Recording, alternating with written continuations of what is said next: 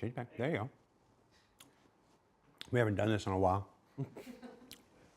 Hi, everybody. Happy Thanksgiving. They couldn't get me the pumpkin pie in time, so. And, I mean, I love you guys, but you're pumpkin pie. You guys don't have any pie? I've had mine. No pie. No pie. Just me. You guys don't really do pumpkin pie here, do you? No, we carve pumpkins and Pumpkins go out once a year. yeah. I had a fascinating conversation with the rest of my team about that, actually. Because back home, we used to carve turnips instead. Oh. Because you couldn't get pumpkins in the supermarket. Like big pumpkins, Oh, you just okay. couldn't get them. So you used to get the biggest Swede that you could, carve that out. And that's what you'd use. They just charge twice as much for those nowadays. Nowadays, yeah, they used to be a dime a dozen. No. The studio experience team, delightful that they are, went to Costco, because we still have a Costco here, and they came back with what they approximated was an American Thanksgiving meal, which was pumpkin pie, red vines, crazy delicious. Not Twizzlers. Not Twizzlers. Are they not? Get the F out of here with Twizzlers. No, red vines and Twizzlers are not the same thing. Twizzlers are solid. Not even close. Oh, are they? Yeah. Twizzlers are outright plastic. Okay. Pancakes Hobo says Twizzlers are greater than red vines. Can we ban him from Twitch chat, please? Reese's Peanut Butter Cups and Welch's Fruit Snacks. A proper Thanksgiving meal. Hi, everybody. I realized I took a bite before. So you're really brave eating in the opening. Welcome to Star Citizen Live. A lot of ship talk, eventually. I'm your host, Jared Huckabee. And if you've never seen Star Citizen Live before, well, it's usually where we take about an hour out of our week and talk about all manner of things related to the ongoing and continuing development of Star Citizen. Today, we're going to go a little bit extra because we haven't done a show in a while. We're going to see if we can't make up for it and answer as many questions from the community, as many questions from my own curiosity as we can. Joining us on the show this week are three members of our esteemed vehicle content team. We'll go ahead and start here immediately to my right. Tell everybody who you are and what you do, John Crew.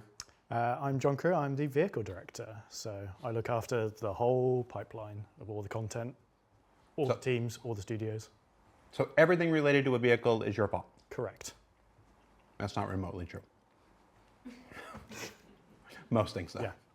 Ben, who are you and what do you do? I'm Ben Curtis. I am the vehicle art director. So I look after the visual side of the vehicles, I guess. Make sure they look as good as they fly. So if you don't like how they look, Yeah, that's my fault. it's all his fault. Everything else, though, is Yeah. not. If you didn't care for the fin on the L21, Yeah, that's my fault. Oh, his fault. His fault. Fine, we'll get it out right at the beginning. And Mark, who are you and what do you do? My name's Mark Gibson. I'm the lead vehicle content designer, and I make sure what John wants to happen actually happens. And when do you start doing that job? Probably in the new year. Okay. Tazda in chat says, question, should I have bacon and eggs for breakfast or beans and toast? Bacon and eggs. Bacon and eggs. Bacon and eggs. Beans and toast. Or both. No. Yeah, both. The better question is, how do you do the eggs? I'm a simple man. I like scrambled. See, I always want to do them fried, and then when they go wrong, they turn into scrambled. That's fair. That's a bad That's fried egg. catastrophically. Yeah, that is a bad fried For egg. some reason, it's the one thing I can't cook. Eggs always go wrong for me. So one thing I like about this beginning of this show is that there's a whole bunch of content creators who are like, bring back the shows and whatnot because we need your content to make our content and whatever. And I'm just like, yeah, that's why we do it. I'm just wasting your time. I'm just thinking about how many restreamers and things they're like, we're waiting to watch and to have comments on things, and we're just wasting time talking about Eggs. It's an important topic. In all fairness, we did say we were going to ask community questions, and that was a community question. that was a community. Tick. That was a community question. That's the one. So all right. So this show's going to be a little different. We're gonna do some general chat. We're gonna talk about some high level things that I think are important first, and then we are going to get to the community questions. Like I said, it's going to be a longer show than normal. I can't tell you precisely how long, but there's a lot I want to talk about. We haven't been on the air for a while, CitizenCon notwithstanding. So I got you guys here. I came in on Thanksgiving. We want to make sure that we get the most out of this time. So let's start with some general conversation, some general stuff about ships in general, the project and whatnot. I want to start off with this year. This year, if my math is correct, and please, you guys correct me if it's not, you have now delivered 27 vehicles this year. So my question is, WTF? Like, how did this happen? And what's this change been like? It's been pretty full on. So at the start of the year, we talked about doing this year of quality of life and content. So we sort of knew we were going to be working at this pace ahead of time. We knew that there was a lot of content to fill, a lot of ships to fill. I think we've done a pretty good job of that. Big thanks to not just the team that works on the ships, but all the supporting teams, like all the people who do the web pages and the marketing art and the trailers and economy side, QA, everybody, because it's all just a big group effort, especially to do it at that scale. Like, it's the most we've ever done in any year. Yeah. Last year was 23 or so. So even more this year is a big improvement.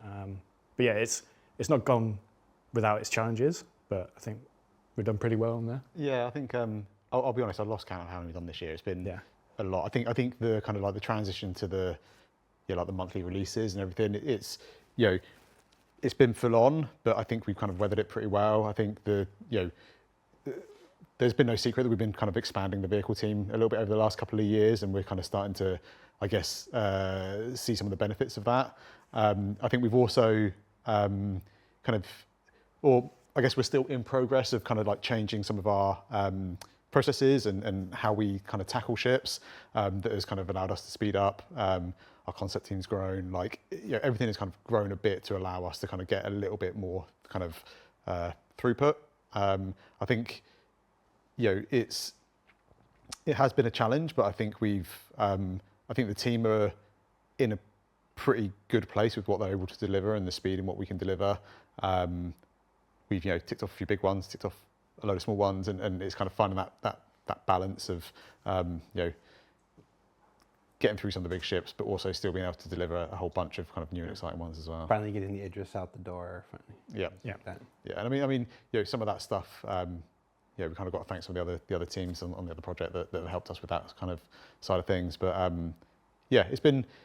think it's been a busy year, but it's been a good year. Like, everyone's come to the end of it. And it's like, do you know what?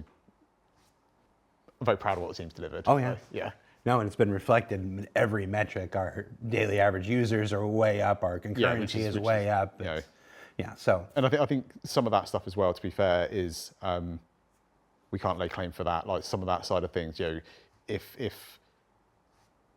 the plan at the beginning of the year for the year of kind of stability and improvements, I think has meant that there's more people want to play and they want more ships to play with. And so, the kind of work of some of the other teams outside of the ships that have kind of helped with that side of things. So I want to follow up with another question. So 27 ships. About how many were from the backlog? My next question is, there's this question that always happens. We're just going to jump right into it, guys, here. The decision between making a brand new ship that nobody's ever heard of, straight to flyable. And by the way, you missed the fact that not a single concept ship this year. Yeah. This is our first year we've done entirely straight to flyable or backlog ships. No more, the era of selling JPEGs or whatnot, as the folks on the internet like to say, done. But where was I going with this? But the choice between the backlog ships, like, how do you how does that work? There's folks out there who are obviously waiting on their Banu merchantman for however many years. I think it's almost 12 at this point, and stuff like this. Versus getting a brand new ship like the L-22 or whatnot. How do you make these decisions? As we've said this a few times, but as you say, always someone's first show. When it comes to the backlog ships, quite a few years ago, we decided that we're not just going to release ships that just don't have their gameplay loop, or like their main gameplay loop.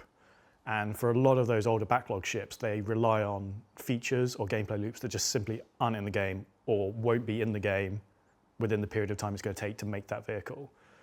And I can't remember how many backlog ships we did this year, but I know the backlog has gone down because of it. Like, we've not added to it. It's net decreased. So when you look at the ones that are left, there is a sizable proportion of those that fall into that camp of they require feature gameplay loop. And we don't want to start and go through a whole vehicle to get to the end and not be able to release it. We'd rather use that time and resources to do other things. So the backlog pool of ships to pull from is relatively slim. So that has to be balanced against, we've got 11 patches this year. We want to have a ship in every patch. We've got Fleet Week and IE, which we need to have a lot of ships in. So it's always a back and forth of shiny new content, upgrading older content with gold standards, and then delivering backlog ships. So that's a good answer, and I should say we have answered it before, but it's important to continuously reiterate this again. It's the first show, and sometimes people just don't pick it up from the first time. It's while we don't always succeed. Obviously, the Clipper just went out. It's got a fabrication station in there. Crafting is not in just yet. Whatnot. There is a certified and deliberate effort to only make ships that come with their gameplay whenever possible, and so like that. And that's a major factor in why we make certain ships versus some other ships. While making 27 ships this year, and while working down not adding to the backlog with no new concept ships, while cutting down the backlog with delivery of those ships, you also, I think everybody's aware at this point that we're on the cusp of releasing finally our first version of engineering. Like, we have been talking about engineering so long. The first time we mentioned it, I was dressed as a vampire. Like that's how long it was pre-pandemic, and we are on the verge of finally delivering this first version of engineering that we're currently shooting for December, before the end of the year. But obviously, this has been a massive undertaking for your teams, because you have to go back, and as we're approaching nearly 200 ships now, not just convert the old ships to work with the new system, adding components and stuff like this, but making sure you build the new ones with this in mind. How's that been? That's been crazy. It's a huge amount of work, and it isn't just they finish the feature, here's how you do it, off you go. We work with them to do the prototypes for it as well, so we actually test out and implement it on normally a test vehicle that gets chosen. But then to go back, because we've been developing ships for 8, 9, 10 years at this point, it means that how we've set stuff up over the years has changed as well. So how we have to deconstruct and then reconstruct it to work is different depending on when the ship was released. So on top of having to actually get the ships out and release all the new content, any downtime is spent in a combination of either bug fixing, quality of life for existing ships, or doing all of this feature support. Right now, the entirety of the vehicle design team is off doing tweaks and changes to improve how features coming out in December feel and experience, and we're actively making changes from what we thought it was going to be to what feels better and is a better experience. Literally right now, the team is sat doing it. Probably listen to me talk about them as well. Yeah, I think that's part of the challenge is even like simple things like making sure the ships have got fire extinguishers. Like, we've known that's been coming for a while, and we've been adding them to a lot of our ships.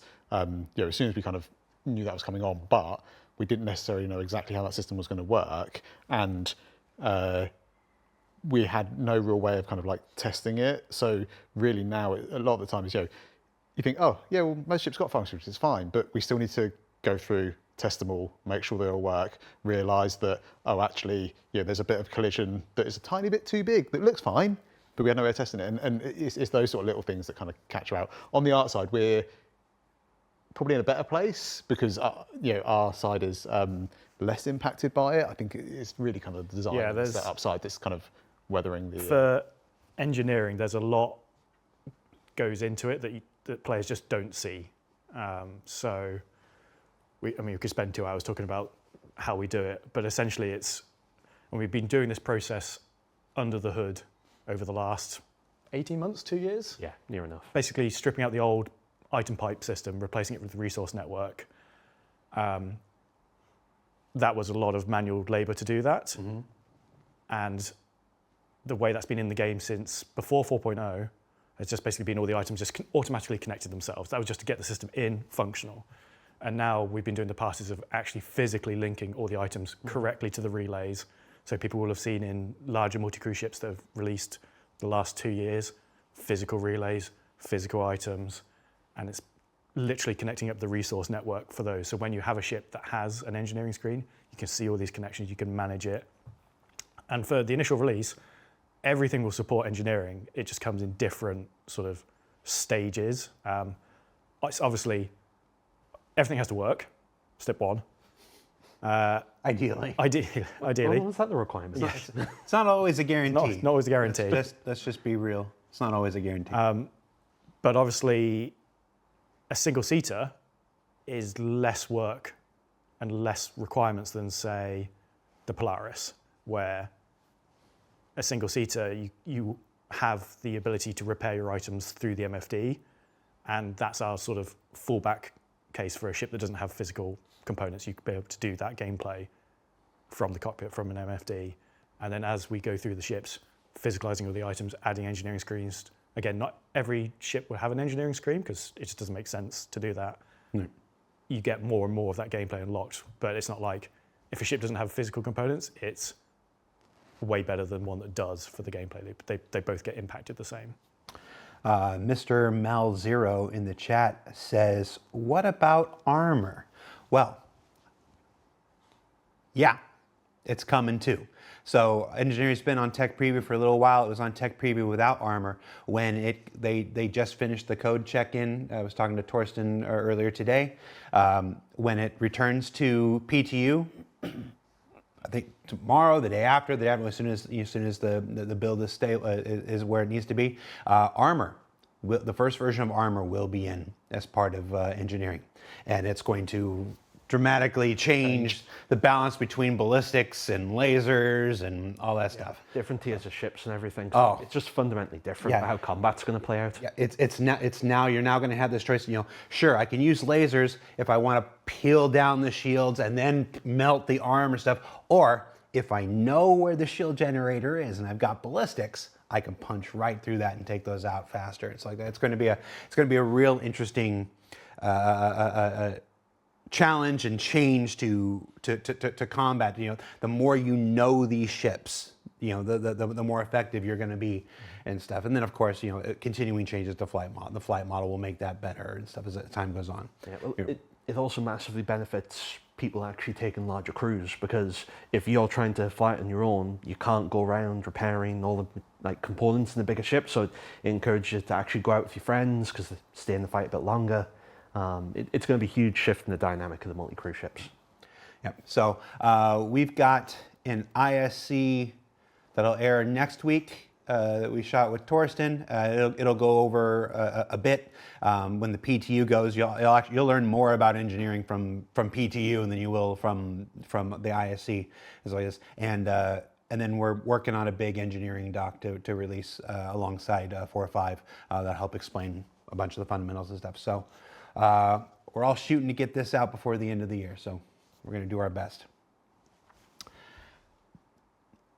We've talked about making all the new ships, talked about, the choice between backlog stuff and whatever. There are still there's this other class of stuff. There are still flight-ready ships who are still needing their gold standard, their gold standard. So let's explain what the gold standard is real quick. And if you're so inclined, give me a list of what ships are getting their gold standard in 2026. I know it's a when I'll kind of a take when the question, first bit, but and then I can't get in trouble. I'm gonna push for it. I'll take I want to trouble know for the what second ships get their gold standard next year. So gold standard, I mean, it's a term that kind of gets thrown around a lot, but for me, it's about if we were releasing that ship today, making sure it has all the features, all the functionality of a ship that we are releasing that's brand new.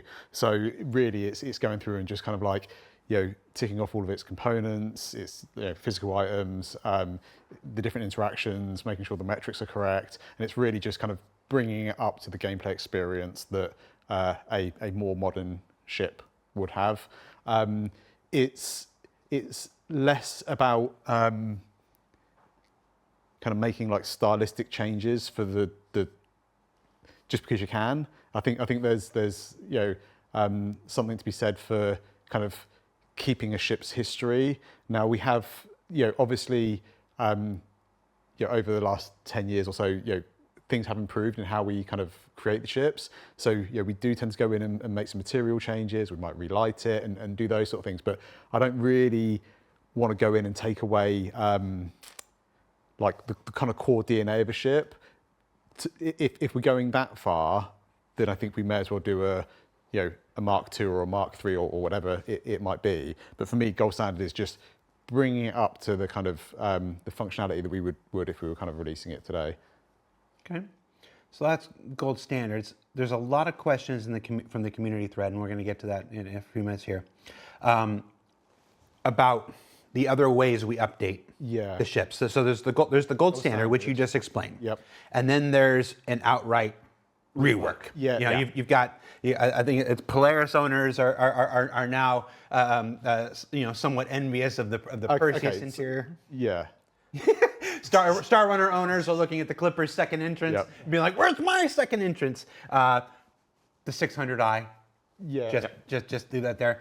Sometimes we do a gold standard. Sometimes we shoot for a rework, and sometimes we do a Mark II, as we did with the Hornet. So talk to me about how the choice between a rework and a Mark II comes about. So with the reworks versus Mark II, it depends on what we're trying to achieve and whether what already exists actually achieves that. So using the 600i as a prime example, just as a talking point for one, when we made the original 600i, we had a particular vision for how we wanted the interior to be used and laid out, and then as the game evolved, we realized that the interior just doesn't work for what we actually want the ship to be able to do, what we want to achieve, what we want the experience to be while using it. And realistically, if that ship was left in the state that it was, it wouldn't actually fit its role or purpose within the game. So what we want to do is rework something like that. It needs to be taken back and then re-reviewed, and obviously everyone's seen the rework images, the concept board. There's an entire thread on Spectrum where people are keeping track of everything for it that we've ever said and covered. That's the rework. That's when what's there doesn't work. It doesn't need tweaked. It doesn't need things adding. It doesn't need minor changes. It's straight up. It just needs removing and putting back in. The gold standard can sometimes be just bringing something up to scratch. So that's adding, say, the suit locker's missing, or the weapon rack doesn't work, or other features that help the gameplay experience but don't require us to fundamentally change something about the ship. And then the Mark IIs exist where the Mark I, the original, still works for the role, but we want to make it bigger and better, but we don't want to get rid of what the original role was being fulfilled. So if we talk about the Aurora? Too late now. If we talk about the Aurora, so the Aurora interior, oh man, I'm getting in trouble after this. Go ahead, Mark. Let's do it. Okay, so the Aurora is obviously getting the gold, it's not obviously, but people are now hearing the Aurora's getting the gold standard. If you've been reading the monthly reports. Is it in the monthly? Yep. Thank God I missed that. Okay, so the Aurora is getting the gold standard. So what that is, the interior still mostly works, but there's some tweaks needed to make it work with our gameplay loops. But we don't need to strip the entire interior back. It needs a place to put weapons. It needs a place so you can actually walk inside with storage boxes. It needs a fire extinguisher. We don't need to gut the entire ship. So that's why the Aurora is getting its gold standard. It doesn't need a full rework. And we don't want to change what the Aurora is, because the Aurora's, it's the Aurora. So that's when a Mark II might come along, because we could do something bigger, better, different, something we're more interested, engaged in, something that allows it to be more than what it was, but is something new. Don't give me this might stuff. You already said it, and they already saw my reaction. An Aurora Mark II is coming. Yeah, the Aurora Mark II is a thing. I'm not going to go into details about it, but it allows us to take the DNA of what a Mark I is and then expand upon it, make it something different, make it its next generation of itself. Yeah. If you look at it compared to like, the Hornets, Just looked at the chat. the Hornet Mark II and the Mark I side by side, you can tell they are both Anvil Hornets, even though they are stylistically very different. They're the same role, they're the same rough shape, and that's what we want to do with the Mark I Auroras and the Mark II. That you look at it and go, that's an Aurora. It does the same roles, but it's new RSI style. So, why make an Aurora Mark II? That's from the chat. Primarily, a big visual upgrade compared to the Mark Is, but there are so many Mark Is out in people's accounts. Like, it's one of the most iconic Star Citizen ships. We don't want to just suddenly one day, poof, they all disappear, and you've all got this new other ship that you perhaps didn't want 10 years ago. So it's the same with the Mark I Hornets. We didn't get rid of them and replace everybody's with Mark IIs. We want collector's items. both can coexist, and yeah, like I say, as collector's editions for. I was here back when the Mark I was a thing. Yeah, and as one of our kind of like iconic starter ships, you kind of want, you know, it's getting its gold standard to make it, to bring it up to what we want that experience to be. And then the Mark II gives us an opportunity to update its visuals to a point that it, you know, like I say, it's kind of like the new generation of RSI. So it gives us the options to do kind of both the making the originals function and play how we want, and also doing a kind of a full visual overhaul as well. And there'll be people out there that will be like, don't like it, I want to keep Mark I. And there'll be people out there that will be like, Mark I's not for me, I love the Mark II. And that's you know, that's a good thing, more options. So I'm going to say something, and I don't want you to react one way or the other. Then just don't put the camera on us. But the opportunity, there's been a fan idea out there for as long as I've been here, well over a decade, for what an update to the Aurora could do.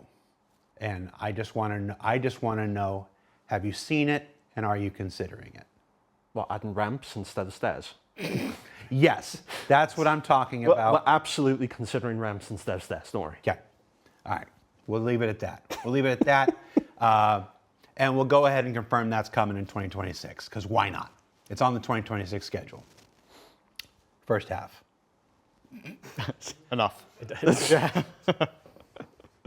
nobody left to get angry at me. There have been a few cargo capacity changes recently. The raft, which was a big surprise. Like I didn't even know about that until it went live, and I'm like, what? This guy just. And then a few more coming up in the future with the whole series. The Raylan, which we managed to sneak in there with a little hologram thing, as well as an announcement that it's coming in 2026, which was nice. And I hear even cargo changes to the Ironclad are probably in order. Yep. What can you tell us about these? Let's start with the whole series. They were concepted back 2015 by the great Jim Martin. By the great Jim Martin. Back then, they were everyone's favorite measurement of cargo, freight units. How many FUs the ship They had? had so many FUs. And then it got converted to SEUs. And as we brought the whole series to the game, the whole C actually, I think, kept at its original Pretty SE close. conversion rate. The hull A was 48 at concept, but we increased that to 64. Again, cargo metrics in our game solidified over the years. It didn't make sense to do this weird 48 because it didn't nicely fit in with the size cargo crates we have in the game.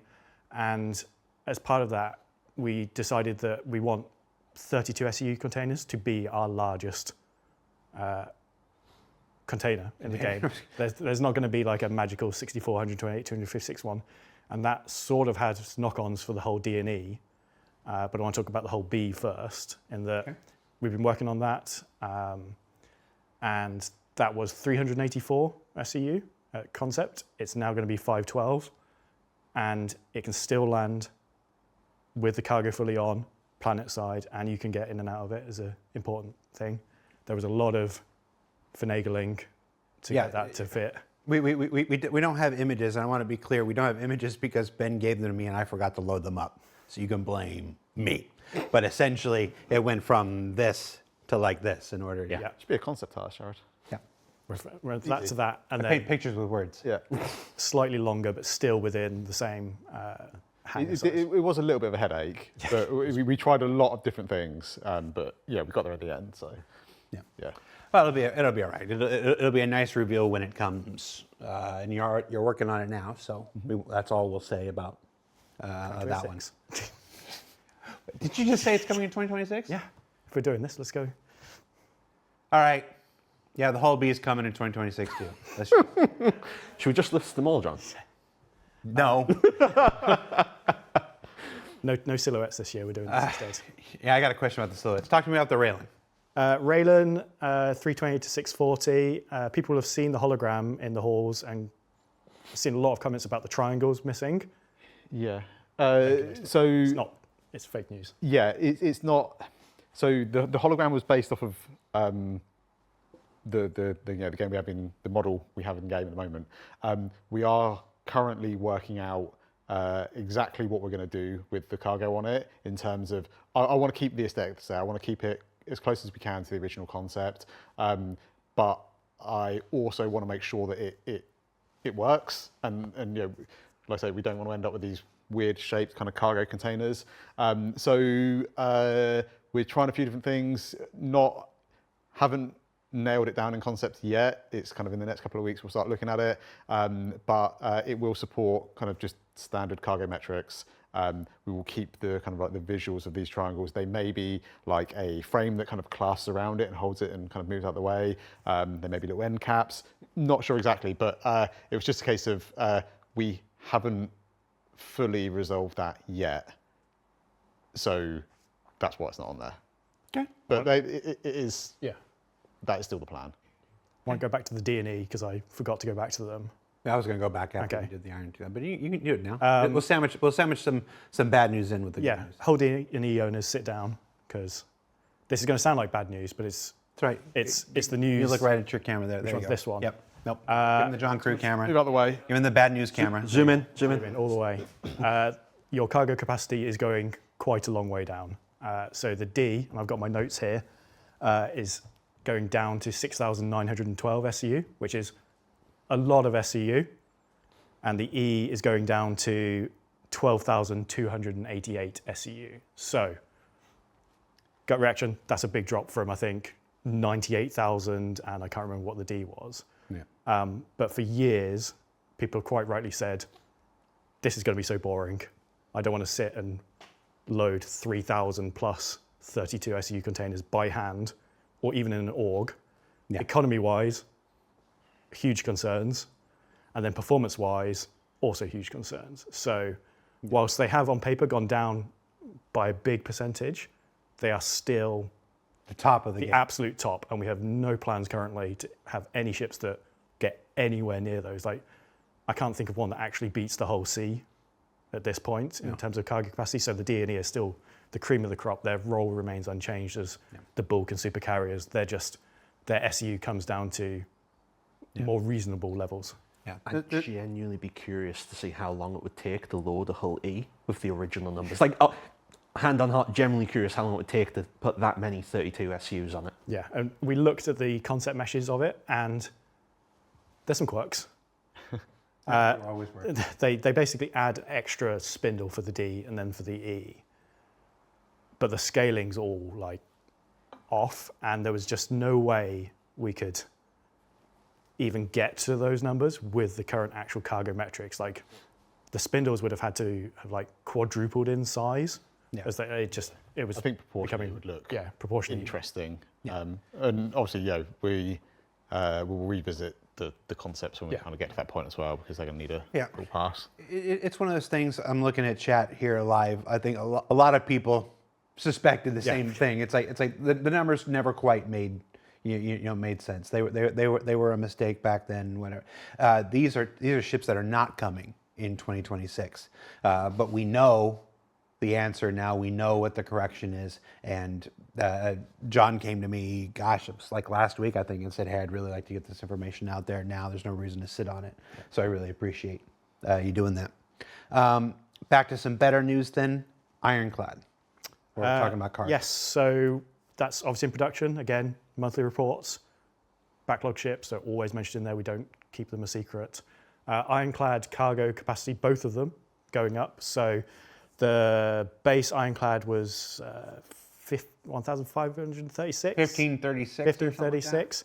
That's going up to 2,204, and the Assault's going from 1,152 to 1,440.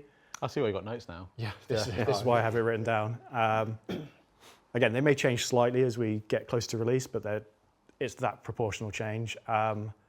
Why did that happen? We reshuffled the inside of it. It was the bulkhead move, and it was changing where the ladders were. So there was, as we went into, when we went through White Box with the actual layout, we then get a good chance to walk around and play and feel what the ship would be like.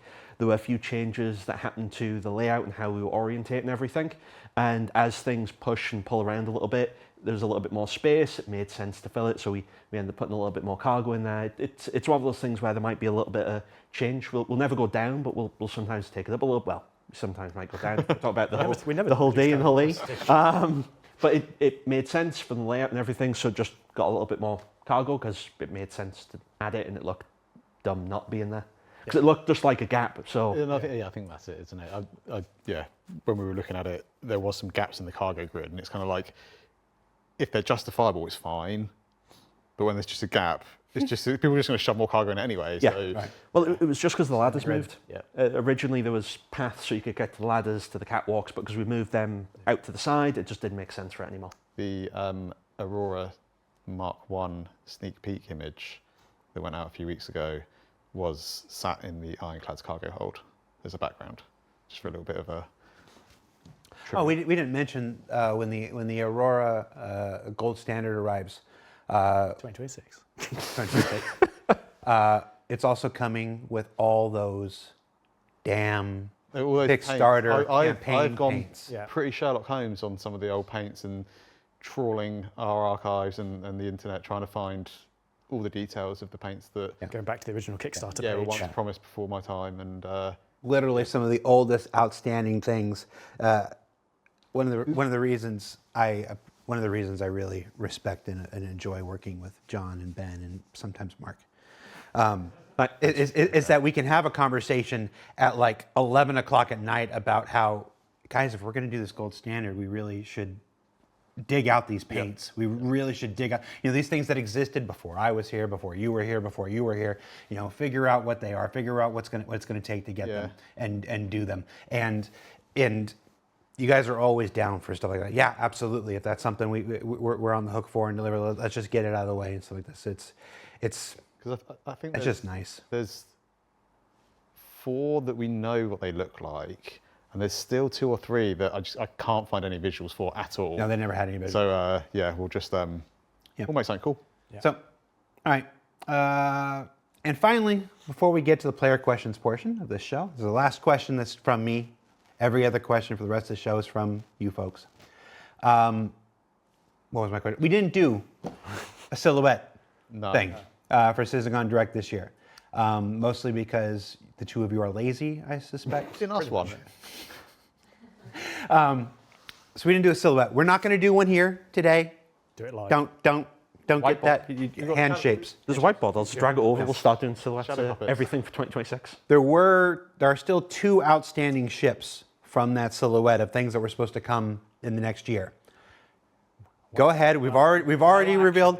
We've already said the Aurora Gold Standard is coming next year. We've already said the Aurora Mark II is coming next year. We've already said the.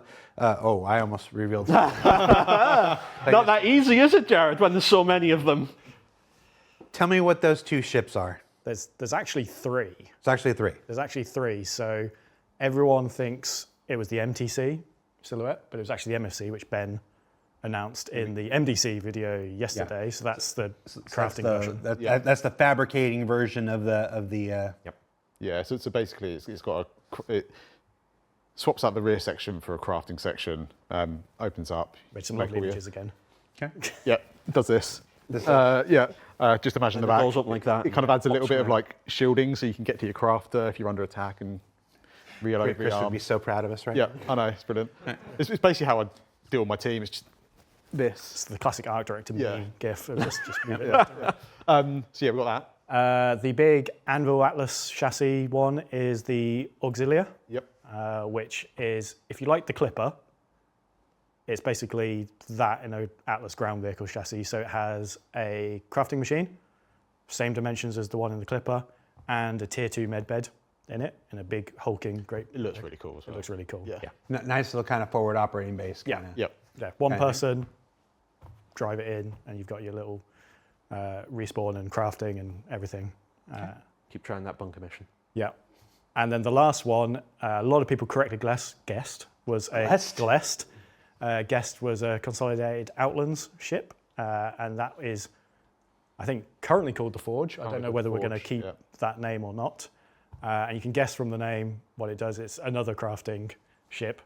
It's basically a small to medium-sized solo ship with a whacking great crafting machine, bigger than the ones people have seen in the Clipper and other ships. And it also has an onboard refinery, so you can refine goods to make your things you are crafting or fabricating. And then 11th hour request for it as well was, much like the Pioneer, it's super big brother. It also has ground extractors in it, so you can land on a planet and extract the resources to refine, to use for your crafting. And I mean, with that one, we were fairly early with the concept when we kind of paused it. Yeah. The concept's super cool. It's got this amazing kind of like slab front kind of glass canopy to it. Full width flat glass. Yeah, full width flat glass. So it was a really cool looking ship. Can't wait to pick it back up. But I don't know if we'll end up doing. We'll end up tweaking it. Yeah. Again, it's got a, like we talked about earlier, we don't want to do things that we're not confident that the gameplay is going to be there in time for its release. And it got a few extra things added to it than when we started the concept for it. So then that's obviously pause it. And obviously, if it hasn't been apparent now, the reason those didn't come out last year is because crafting didn't come out last year. Yeah, and you know, it was on the production schedule, but we knew ahead of time enough that we were going to end up with a ship that didn't have the gameplay, so we pulled that out. I can't remember what we put in its place, but we released something else in its place. So is crafting coming in 2026? It's above my pay grade, so you need to... Ask that team. We're going to try. All right. Oh, there's a good question in the chat. I lost it. Oh well. You know who you were. So let's jump into the questions from the community. So the next 30 questions or so are entirely from members of our player base, and we've grouped them into a couple different subjects. Let's start with some Perseus questions. We'll start with the questions related to our 6 currently new vehicles at IAE. And the first question, and these are generally in order of what they were voted up most that could actually be addressed. Will you be adding gravitational plates to the outside walkway of the Perseus? No. Next question. Next question. There's a lot of people love those areas that you can walk around outside of the ships. There's some really fun, annoying bugs and technical consequences from it that happen as a result of basically abusing the setup to get that to function. And for the Perseus, we really just wanted it as this planet side, like I've landed on a planet in my Perseus, and then I've got this nice little balcony on the side of it that I can go out the rear bridge airlock door and then just survey the land and defend the ship from. It's not to say that we won't ever explore some gravitational plates on the walkways. Sure, Back but boots. not the physics grid method that we currently use. So that we used to have it on the outside of the character to stop people clipping themselves into the back of it and stuff. It's not what that system's intended for, and there's way too many consequences as a result of using it. All those people hoovering up transport shuttles and asteroids with the front of their 890s and Carracks and things like that. It's their fault. It's their fault. Yeah. Okay. Why is the Perseus pilot? Why does the Perseus pilot have control over the ship's torpedoes when the Polaris pilot isn't allowed to use the torpedoes? There's a lot of questions from some rather salty Polaris owners who see the Perseus and like, why not me? So, what's the deal with the torpedoes there, Mark? I'll let John give the good news. Oh, It is good news. it is good news. So in 4.5, we're going to allow one of the bridge stations. We were talking about this last night. Which one We was it? went for the gun, not the missile. The gun one, not the missile. So the back right station of the Polaris bridge will have torpedo control as well now. It's, as you can imagine, you can use it from there. There's still a reason to go down into the depths of the ship to use it because you then get that 360 camera, and it also has a much larger queue of missiles from there. Yeah. So how many did we settle on there? 8? 8. So can I queue up 8 So at if you want once. to bankrupt yourself, go down to the basement of the Polaris and queue up 8 What are you torpedoes. shooting at? Something you don't want to exist. So yes, we do want to, and people will in 4.5 have it. So at least they're on the bridge together doing things. Why not the pilot? Yeah, why not? Because we sort of want to have some enforced balance there. The Perseus torpedoes are way smaller, way less damage compared to the Polaris ones. I think there's this thing. It's like when the Mercury Star owners look at the Clipper. It has a second entrance. It's like this. There's this. It's easy to want every ship to have everything. Yeah.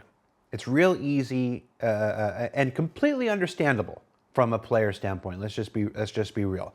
You have your favorite ship, and your favorite ship can't do something that some other ship does, and that irks. That just makes your brain itch. But this is my favorite ship, and I want my favorite ship to do everything because it's my favorite, and this is the last ship I want to fly. But weirdly, that's not exactly great game design. You don't want everybody to just pick one ship and that's the only ship they ever fly for the remainder of their time in the game, because that becomes boring. You want choice. You want compelling differences between this ship, that ship, and the other ship and stuff like that. So while there's certainly things that can be done, like adding the control to another station, behind the Polaris and stuff to bring certain things into parity, you don't want this forced equalization of all things. Yeah, and without even looking at the chat over there, I can already tell they're going, well, the Polaris doesn't have this. Why does the Idris pilot get the railgun?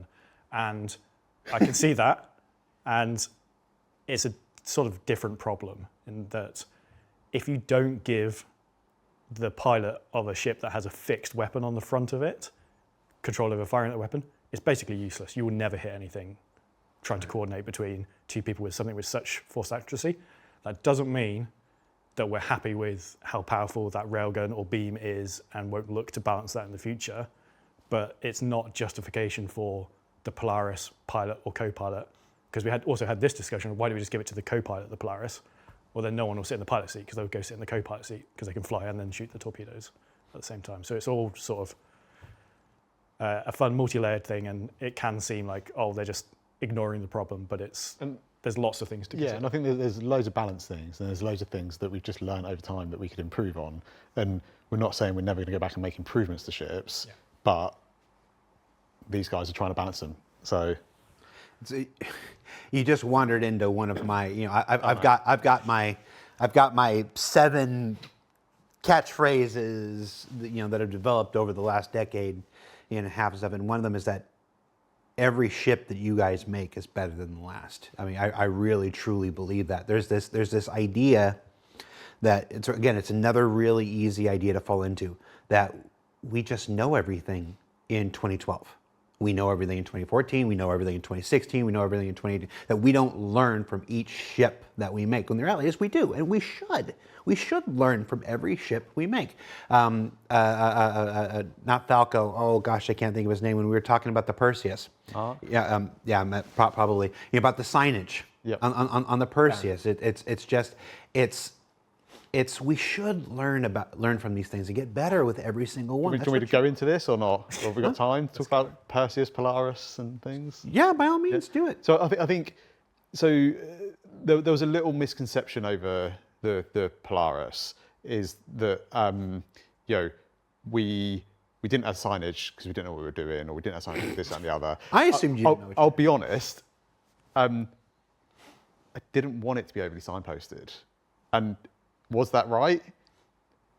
Probably not now, looking back at it, because the general feedback has been people much prefer it. For me, what I was trying to do with the Polaris was I wanted it to feel like a cold, intimidating, kind of brutalist space that wasn't like particularly welcoming, wasn't particularly well signposted. Like, there were all decisions that we were making to try and make it feel just somewhere that was a war machine.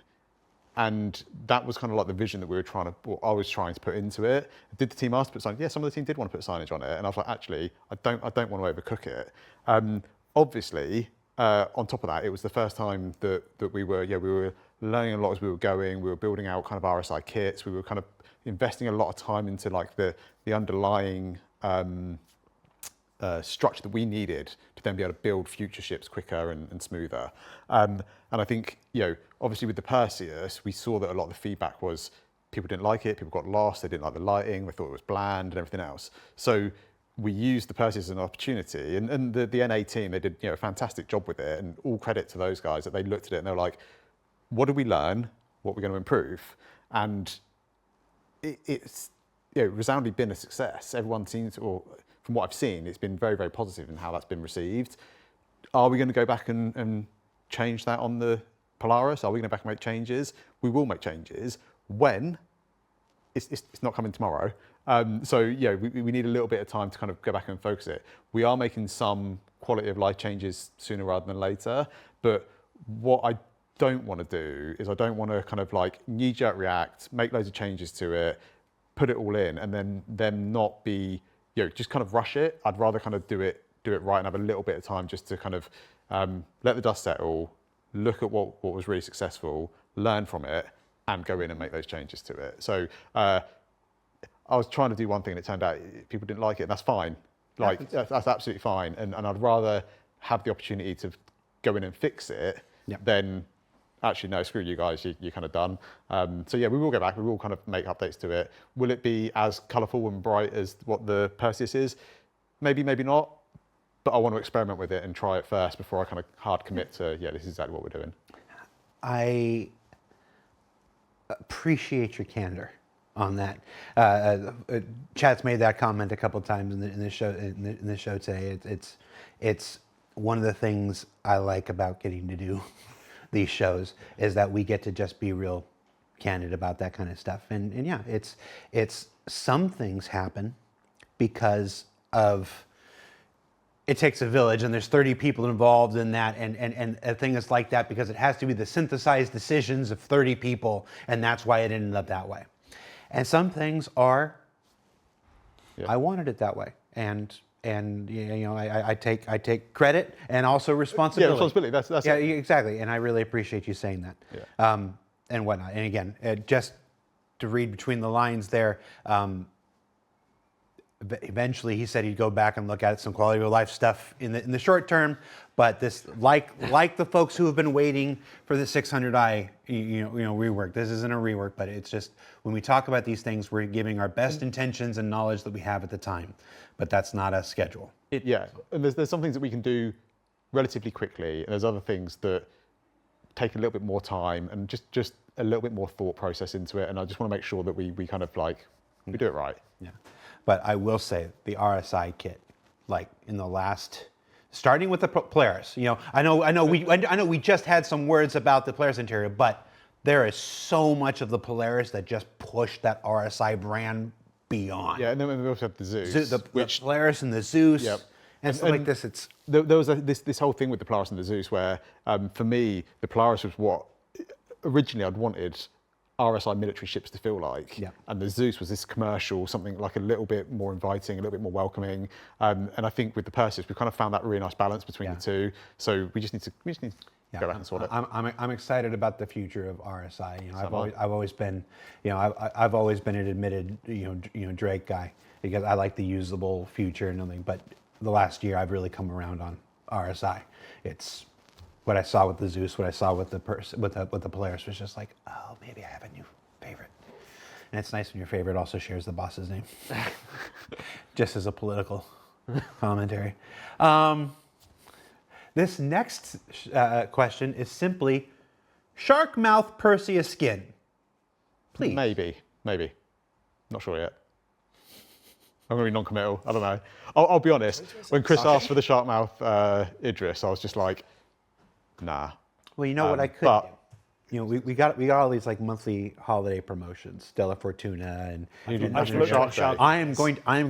I could go back there. We could invent Shark Week. Shark Week, okay. Shark Week 30th century. I bet you Shark Week and just force you to make shark paints thanks. for. Yeah. I'm waiting to see if someone in chat says that Shark Week's already a thing. It is a Well, no, it is a thing in real life, but this is the 30th century. Yeah. They're moving over. We just continued it. Do sharks still exist in the 30th century? Manny, let's talk about a Shark Week. Manny doesn't watch the show.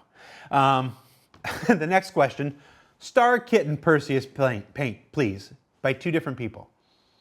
One of them wasn't me, I promise. Yeah, I was going to say, is this Mark? So it's always Starkitten, isn't it? It's Yep. Bloody Starkitten. Just give us. Ben hates Starkit. No. Like Everyone- everyone's like, give us Starkit, and Ben's just like, nah, can't. I refuse. Everyone thinks I hate Starkitten. I don't hate Starkitten. It's like me and Drake. I just want it to be used and released for a reason. Deliberately. Yeah, like you know, if we have a Starkitten celebration month, then yeah, of course we do Starkitten paints, like, absolutely. But I don't want to just slap Starkitten on it. Are you challenging me? No, just because everyone likes I think it's got to feel right, and just slapping it on the side of a ship for no reason doesn't feel right to me. I'd love to build out that whole family, whole brand a little bit further, so it's not just Starkitty. There's a whole host of characters. Star Shark. Star Shark, yeah, that's fine. But yeah, not right now. Okay. Yeah, unless Chris asks me to, and then I'll be like, I doubt that request will come from. oh, I don't know. He does have a whimsical streak. He is on board with doing more people characters don't in give the him family, credit so, for. yeah. You know, the fact that I've survived for 11 years proves he's got a whimsical streak. But last Perseus question: how will ammunition be replaced on the Perseus during combat? Will there be some kind of ammunition containers in the cargo hold? Yes, so I think we've talked about this before, but I'll go over it again. We have plans, short term, that you'll be able to sort of restock, rearm, refuel from select ships from the stores that you have loaded onto their cargo grids, and if there's another ship in the hangar bay, whatever. Talked about that at Citizen Direct.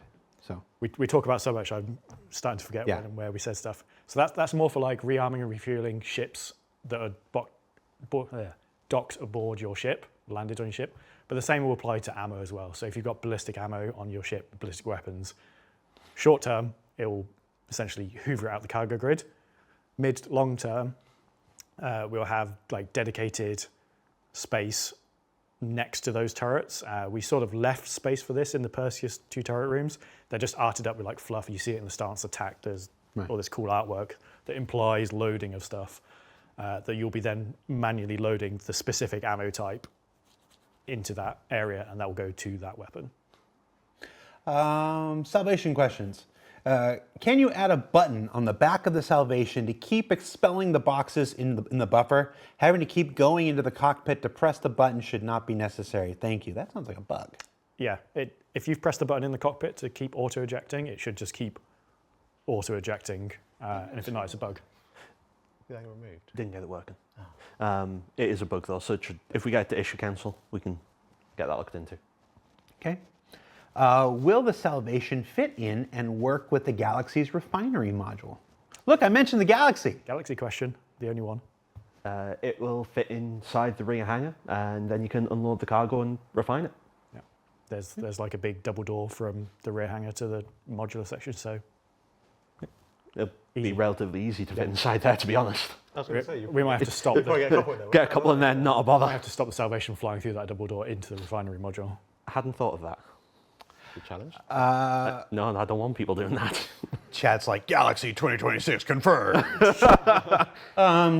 What made you decide to lock the Salvation salvage beams to modified cinches instead of allowing them to be upgradable, swappable? So the main role and purpose of the Salvation is to be a introduction into the actual the entire world of salvage. It's a good entry ship just to get started, and we wanted the heads that came with it to specifically try and be a easy experience. So it's very forgiving, but obviously the result is the yield isn't very good. It's just supposed to be, hey, listen, you know you don't really know what you're doing very well with it. Let's make it nice and easy for you. And then if you end up really liking the Kree and wanting to progress, you move out of the Salvation. Yeah. So we wanted to be able to very strictly control that experience and not have that head used on other ships, because it's not meant to be a good optimal head. It's just supposed to be it's literally a starter. Easy. Yeah. That's exactly in a nutshell. We don't want to add complexity to a starter. Yeah, it's the same thing we did with the Golem. Yeah, earlier exactly this year. that it's the when we originally talked about them, we talked about them being the opposite sides. One Salvation. Yeah. Torsten's not here. I don't know if cinches are the best option for hull scraping. It's supposed to focus on hull scraping, but that might just be me being a little bitch. The beauty of them being locked and bespoke versions is we can tune them. Like if they're not performing how we want, then we can change them. All right, let's move on to Clipper. No Clippy. That was a. You ever see it? You know, there are things you see in this game. You know, in this project, you work here long enough, you see a lot of things. The Intrepid showing up early and everybody absolutely hating it, and then it going live, and then it moving like hotcakes as far as volume. The Clipper, you know, when we put it in, Everyone's like, you put it into build, and you know, those folks who data mine and stuff like that, putting out YouTube videos and whatever, and be like, oh, this thing's so ugly and whatnot, and then it goes live, and I mean, it's now the most successful Drake introduction ship that we've ever done. Yeah. So where was I going with it? Where was I going with this? I got lost. Oh, there's a question here. They already wrote it. The Clipper, what will it be able to craft? Obviously, we're not the people doing crafting, so I can't give you exacts, but it's designed to be FPS items and small ship items, sort of within that world. It's not designed to be like, I want to make another vehicle. It's clearly not going to fit. And it's sort of part of the balance of that ship. Everyone's like, why does it not have a bigger cargo bay? Why doesn't it have a bigger this? It's the jack of all trades, master of none. It has a relatively small cargo grid, relatively small crafting machine to sort of constrain that. I feel like there was a pretty good answer to this question in the Q&A. In the Q&A that got published alongside, and that's that, you know, basically, you know, crafting is still being worked on. We did a segment on it at CitizenCon Direct, what the very first version of crafting is currently scheduled to look like. It should avail itself of everything in that first version, but then as crafting continues to develop and it continues to diversify, you know, the nature of what it can craft will probably change as the nature of what can be crafted in the game can change. So it's not really a answer that we can give right now. Trispone says, Jared, it's still ugly though. Your mom.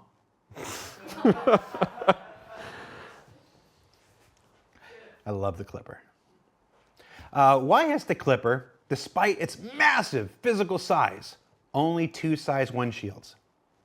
Again, it's the jack of all trades, master of none. If we gave it really big shields, like when we were doing this ship, it had quite a few internal nicknames for its sort of its roles and capabilities, and we were pretty concerned it was just going to be like, when people first heard about it, they're like, this is going to break the game.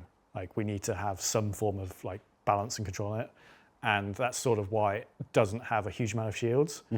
And as a benefit of having size 1 shields, it means you can actually craft size 1 shield. Like if your shield gets destroyed, you can go craft another one on board and go fix it. Whereas if it had a size 2 shield, it's probably not going to fit. Like we wouldn't have had space to fit it. It would have got even bigger, taller, longer to fit. Also, it's quite Drake, isn't it? Yeah. I think it kind of fits with the theme. Too many guns, too few shields. Yeah. Cutlass overs. Send it. It's fine. And this next question on the Clipper, we originally had Rich on the show from the vehicle experience team. He wasn't able to make it at the last minute, so this is really a question for him. But why limit the Clipper in speed to below 1,000 and not 1,100 to 1,200? This ship should be fast based on its name and the number of engines. So we know his answer was balance just where it's supposed to be, in line with it being a generalist and not a specific speed demon kind of thing. There are a lot of engines. There are, again, it's Drake. There's a lot of engines. They may not be the best engines in the world, but it makes up for them Sure with do the number. look cool, though. Yeah, it looks cool. Just 'cause Like, they're big doesn't mean they're powerful. no, exactly. Yeah. I do. Very inefficient. It's a weird thing to like, but the animation on the engines Yeah. is really satisfying to watch when you open it up. I don't know why. There are two things that are getting really. Again, it's really nice to see evolve over time. One is the ship animations are getting really, really, really dialed in. And two, I'm gonna shout out Simon and everybody on CIG Audio, your ship audio lately. We had Simon on, I can't remember how long, Simon and Phil on, about the new era and CIG Audio team and whatnot, and what they've been doing for our ships this year. The L-22 weapons specifically. The Wolf's noises were incredible. The audio from the weapons. Like, I know it makes no sense to the vacuum of space. I don't care. Looks cool. Speaking of the Wolf, we only had only one question here about the Wolf. Will the kits for the Wolf be available in-game for AUEC? Yes, eventually. The Wolf weapon kits are no different than let's see, how many have we done? So we introduced the first weapon kit with the Idris K. The Idris K was a weapon kit, and then we introduced that back in 2019 and whatnot. Yeah. And yeah, it didn't come online until May of this year, but it came online there. The Heartseeker turret for the Hornet in February is another weapon kit. That is currently not in game. I just had a conversation with Andre and the economy guys. That's going in game in 4.5. It's just one of those things that we didn't see it. The Nova tank Gatling gun and the Scorpius missile turrets. Those were sold exclusively on the store for a period of time to fund the project, and then those are in game now. These are absolutely no different. It's no different than all those things that we've literally been doing since 2019 with the Idris K kit. It's the weapon kits, like the ship weapons. We used to. I'm gonna go off on a tangent here. We used to make variants that were just weapon loadouts, like the Hornet Wildfire and the Saber Comet and stuff like this and whatnot. At the Starfighters, the Ion and the Inferno and whatnot. And I don't think any of us really felt super good about that. It was where the tech was at the time, and that's what we could do. Now with this era of weapon kits and whatever, we cannot have to develop an entire variant just for a loadout thing. And I think that's a better value proposition for our players, quite frankly. But it is still a means of just like we used to sell those, I'm just going to call them kind of crappy variants, weapon loadout variants. We used to sell those to fund the project. Now we do these instead of those. And like everything, they'll go into the game. I don't know what the period of exclusivity is, but it's not hardcore and defined. It's like the Heartseeker turrets going in now because it just is. But yeah, those will go in. The Idris K weapon kit will go in at some point back when I leave here. I don't think it's in right now. So I'll go and I'll talk to economy after this. Idris T. The Idris T kit, right? Idris T. We've done weapon kits for a while now, and stuff like this. So they all make it into the game eventually. So no. Can I just mention one wolf thing? Yeah. I know the paints were a little bit broken when they went out.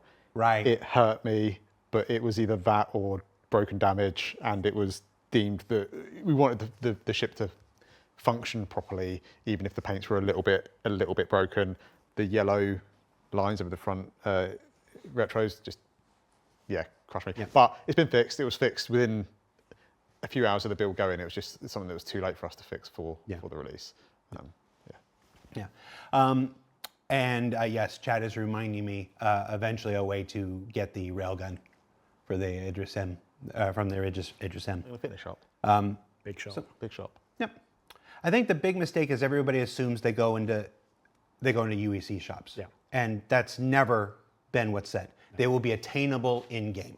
So for a long time, UEC shops were the only way we could do that. But now loot is diversifying. People have just seen the physicalization of helmets and stuff like this. There's going to be certain things that you can only get through loot. Crafting is somewhere around the corner. That will be another way to attain these things in game.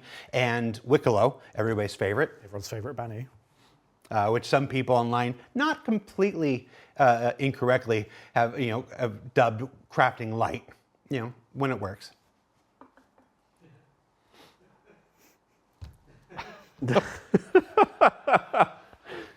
Despite what some people online have said, I've never sat here and lied to you, not once in 11 years. I'm not going to start now. But all of these different ways are ways to achieve, or ways to acquire things in game. It's not just automatically UEC shops.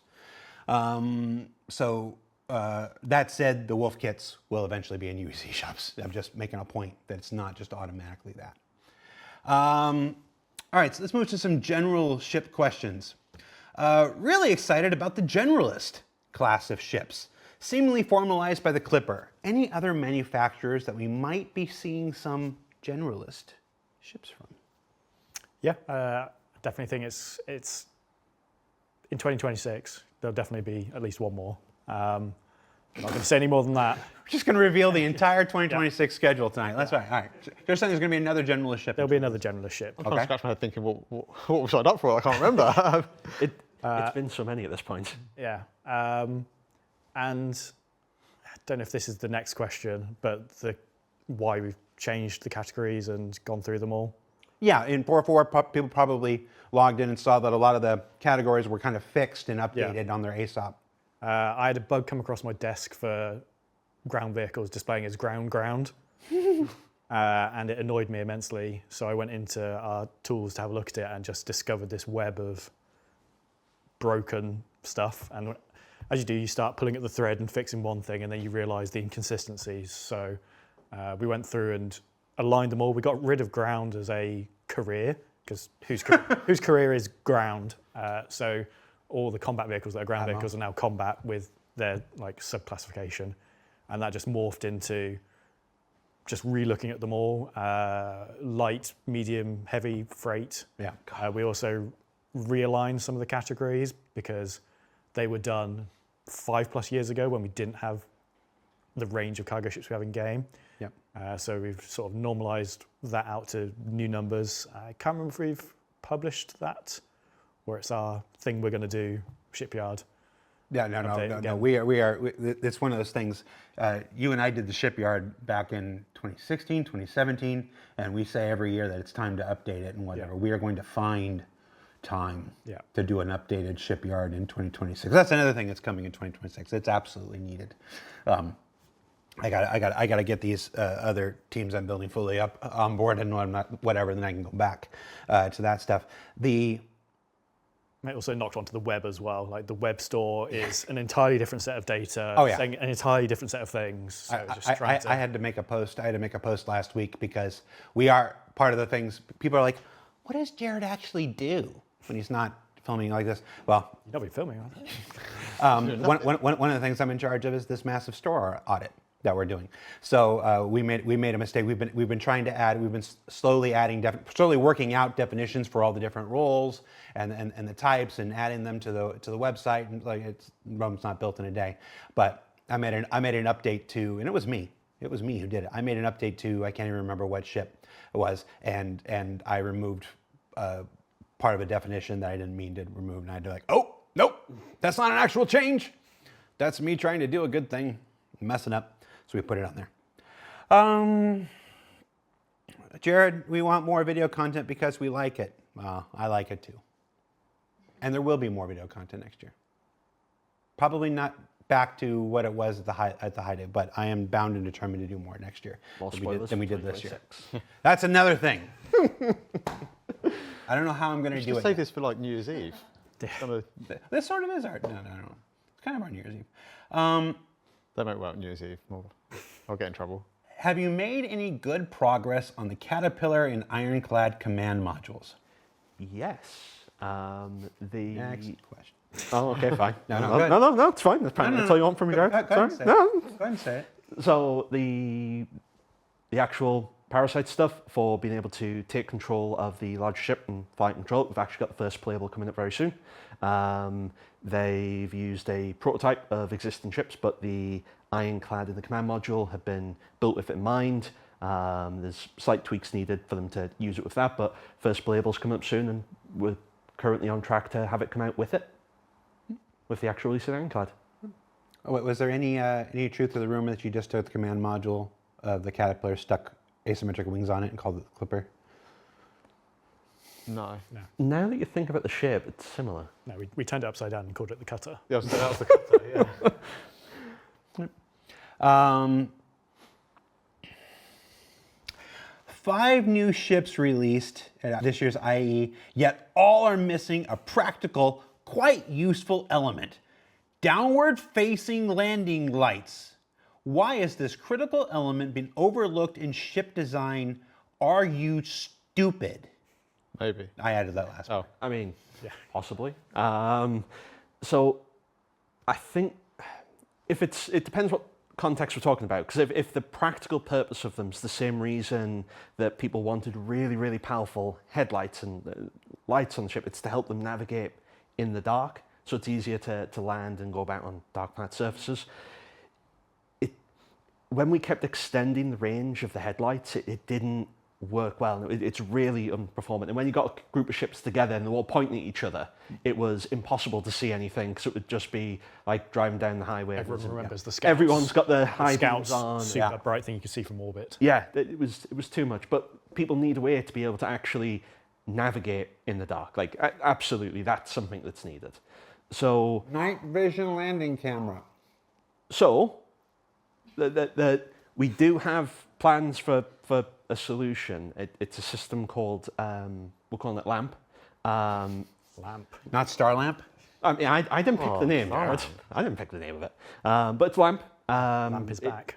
It's to... I love Lamp. Oh, I love that film. The entire purpose is light amplification, so it's to let people be able to fly and navigate at night. It's currently in early stages. We don't exactly know when it's going to be going out, but what it does is it puts light amplification on all of the canopy glasses, so you actually be able to see what you're doing in the dark. Yeah. If people have used the FPS scopes with the light amplification, it's a more expanded version of that For your cockpit glass? for your cockpit glass. Oh. So that's the solution to have you navigate at night. Now, if the question was because it's cool, It is bit for the cool. ships. Yeah, just blame me. It's fine. I still want an underneath landing camera though. I still want, especially on, what's the one that took off and landed vertical? Sulan. Yeah, so that was good for that. Yeah.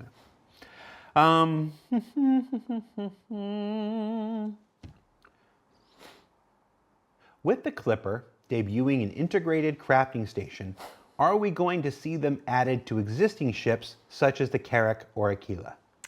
Carrack, yes, because it was one of the promised features of that ship was this repair room, which at the time sort of was pretty undefined, but now it's repair is sort of like crafting your own small items for things, and you can sort of repair adjacently to it.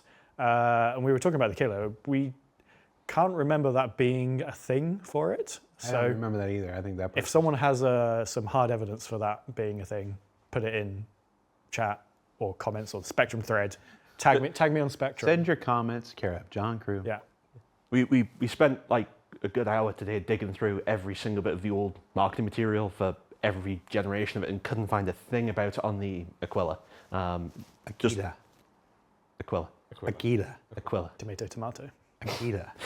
If anyone has Idris, got Idris. anything of it, just Aegis tag me, Idris. me and John Spectrum. I do look on Spectrum, but You just don't reply. I don't reply because I get a lot of tags. Okay, so here's another one. With another large ship added, Perseus, conspicuously lacking the option to reserve a name, even if it wouldn't be visible in game, can someone please give us an update on the intentions around ship naming? We've had absolutely no word in years to confirm or deny that the original reservation system is still aligned with the team's philosophy. If it is, then what's stopping you from adding ship naming simply on the web hanger side, so we can reserve the unique names we have in mind? So from a vehicle content point of view, there's two things there. Since we introduced vehicle naming and serials with the Hercules and a slew of other ships, we've done the setup on all the ships to support having names since then. So anything in like the last 3-4 years 4 years. Yeah, we at least one. has the setup for it. We're not, at least from an art point of view, not particularly happy with how it works because it's basically a fixed size, maximum 32 carry long length string that goes on the exterior of the vehicle. If you name your ship B, it's the same size B as if you had 32 Bs in a line. So it doesn't look great. It doesn't react to the paints. We get to pick the font and the color in the current system. So if you pick, you've got a black hull ship with white font, looks great on the default, you go put a white paint on it, it doesn't react to that. We need to enhance that. So either the paints have an override for the serial numbers and colors, or the serials do some magic to detect that. And we also want to like highlight them with lighting. So like you see on the Enterprise, it has little lights that illuminate up the name and the serial number. And we need that to work with the dynamic scaling side of it as well. So from a content side of view, it works. We're not particularly happy with it. There's also a huge amount of work that goes on the platform side that they would need to answer. I know it's a hugely manual process because of the way so many people own so many ships, and because it's unique names, they do it in a wave system. So you need to go work out the owners of every ship, divide it into waves, let each wave have time, and like I say, it's manual, and then it has to be approved because people on the internet put naughty words on the outside of their spaceship. Yeah, it basically needs feature work. Yeah, Really. we can do it, but it's a huge amount of manual work that. Still wanted. Chris is being busters on it. It just needs feature work. Squadron says, we set all the ships up. There's some polish and niceties that we would like to improve the visuals, but then it's more on the feature side that's the issue. We need it to be scalable as well. From like the time investment to set it up, it's a huge amount. There needs to be more practical way to do it.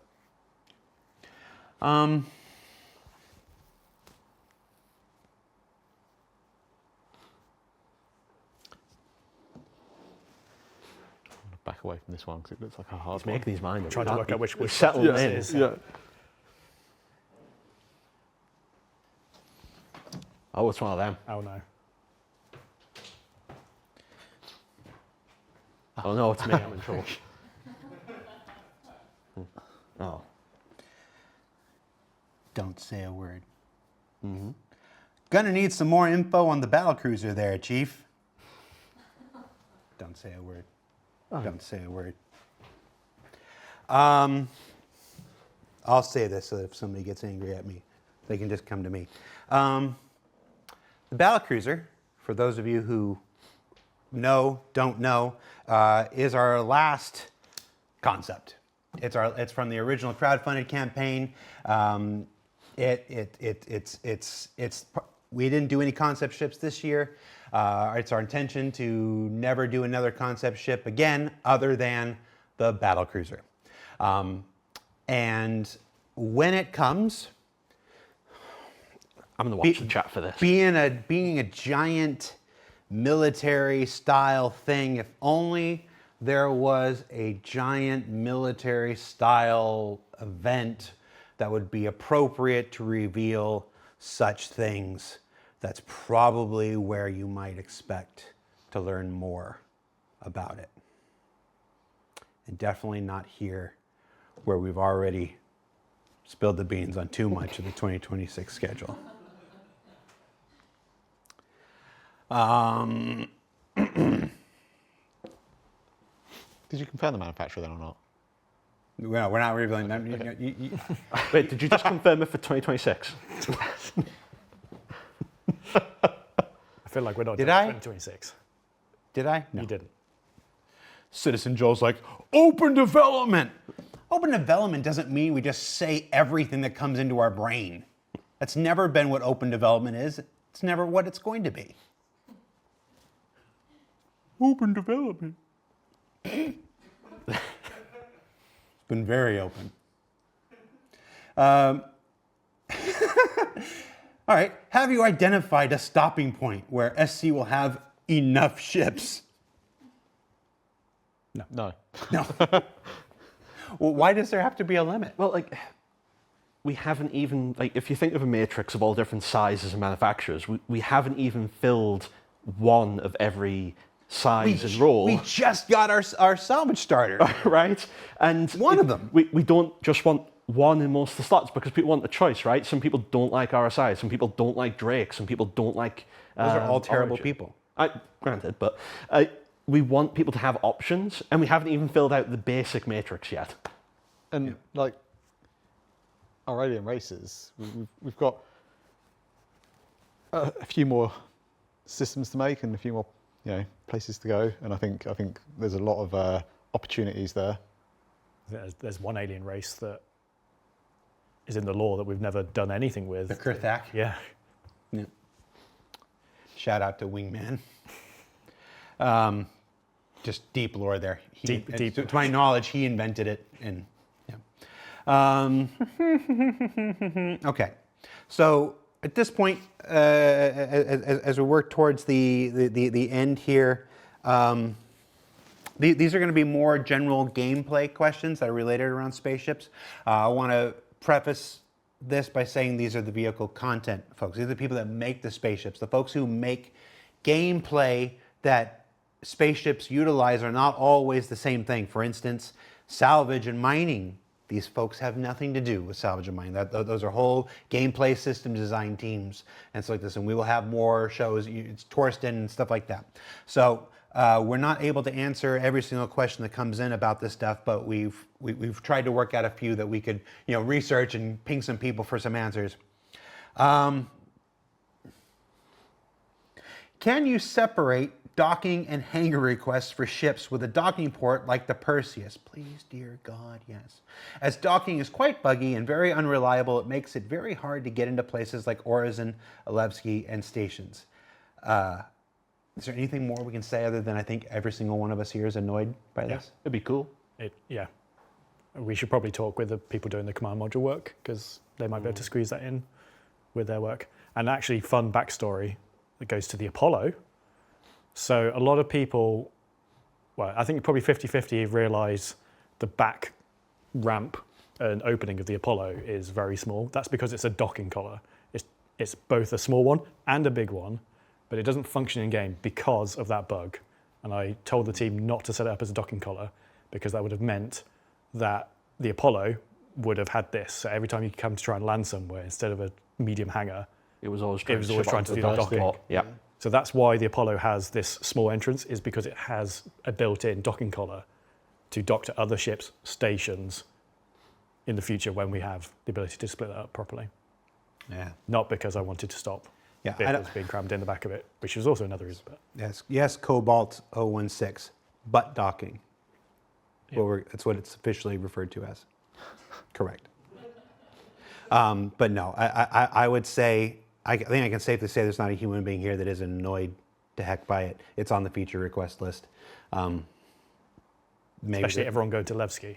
Yeah. So maybe that's one of those things. It's just a priority call like everything else. Let's just be real. But there's not a single human being here that doesn't want it. Let's see. There's a question about AI blades. It's not really for this team to discuss, but yes, still wanted, still intended. You might have seen some struggle with the MDC recently, and I mean that's essentially what is a PDT, but an AI blade controlled turret and whatnot. And you see You're seeing right now live and in real time some of the limitations with the current implementation of that. I know that we were you were bugging things up, and you were chasing this stuff down. I'm watching. One of the pleasures of my job is I get to watch John pop up in like half dozen different chats, like this needs to get fixed, and this needs to get fixed, and this needs to get fixed, and whatnot. So it's still intended. It's still the thing. It's ships like the Clipper and the Generalist. Solo players it is our intention never to leave solo players behind. Yes, it is a massively multiplayer online universe. Yes, you'll be able to always do more with friends and with colleagues and allies and stuff like this. But there should be a place for people who don't want to do any of that. We're very passionate about that. That is still at the core of our intention for this game, and things like AI blades, things like, we used to talk a lot about NPC crews, stuff like that. All that stuff was designed for that. It's just all things in their time. Yeah, I've seen a lot of people, obviously, on Spectrum and Reddit talking about, oh, well, they've got the flight blades and the eye blades. Surely it's easy just to get the rest of it in. That the way we've had to implement them, it isn't how blades are going to have to work. We've had to use our current systems in interesting ways to get them to function the way that they are, and it's just not how blades are going to be. No. How much does 7-Up pay me? Oh. Quick, 10 the Dr. Pepper. This is all the sugar I'm allowed for like an entire year. Do we get commission? Oh. Still say with it. Oh, you can't see. No, they can't see it. Can't see mine. It's fine. It's out of shot. He's got Dr. Pepper. No, there it is. Camera's it. There you go. Where is that camera? Will ships like the Perseus and other multi-crew ships, for that matter, ever get missions with scalable payouts rewards that actually encourage multi-crew? I don't see the point of any multi-crew ships like the Perseus when nothing in this game rewards group play, as rewards and credits are always split. Again, this is not one for the vehicle content team, but if you follow along with the monthly report, it's like this. You'll see occasional mentions of Mission 2.0. This is, I'm not going to sound a little like a broken record here. It's another refactoring of the entire mission system in order to do the things that we all wanted to do. For years, missions weren't able to give you rewards. You could never complete a reward and get anything other than credits for that and stuff. It's just one of the challenges of we run a live environment during the development of our game. Most games get to do all this secretly. You would never get a mission system that doesn't have, things like we can give you an item for a reward and stuff like this. The mission system that they're currently working on and whatnot is the thing that we've been specking out for years.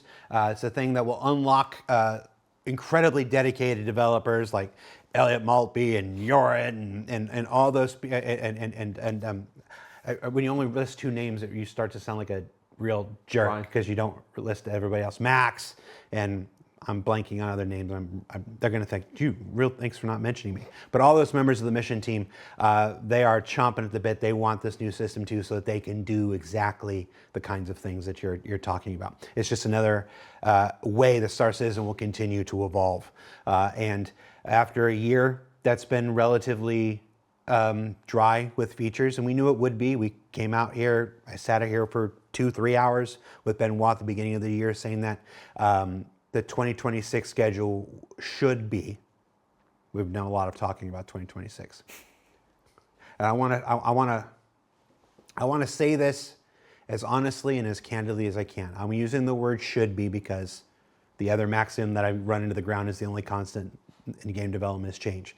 It should be a marked change from 2025 as far as feature work goes. It won't be the relentless pace of 2024 or 2023 as far as broken, half-finished things. But we took this year to get those proverbial ducks in a row to develop these things further along. So it is, you'll see with engineering on the horizon, and then crafting tech preview after that, and then hopefully all on its way to base building and a whole host of things like scanning and radar improvements and stuff in between. 2020, it is everybody's hope that 2026 is going to have a lot more stuff like that, including mission system work, which is how I got on this. For Disco directly, are we going to see more normal SCL and ISC schedule next year? I was going to say there are no normal SCLs or ISCs. Yes, again, I think I said it earlier, not back to 2024 schedule, not back to 2015 schedule where I was doing 5 shows a week. But I want to find more ways to get back to this more often. The reason for the change this year was elucidated back in February with that show with Benoit, but it was also big changes in my role here internally and my responsibilities and stuff like this. So we're at the point now where I can go back and we can go back and with feature work coming online, we should be able to tell more stories. It's hard because quite frankly, when you're doing content, you don't want to spoil the content. You don't want to, if we had kept doing an ISC every single week, every single aspect of dark territory and a line of mine, all this, there would have been no discovery for anybody whatsoever. And we just really try to avoid that. We're a game company. It's important. A lot of people are working to make this tremendous content. They would like for you to experience it in game. And I agree with that. So we scaled the shows back. But with more feature work coming online next year, we should be able to spike the shows up a bit. And we're still kicking around ideas of different kinds of shows we can do. That's still... Puppet show. A what? Puppet show. No, Oh my God, yes. When are we getting the Polaris and other newly released capital ships into PU shops? That goes back to the answer I gave earlier today. Not every ship is going to UEC shops. It's just not.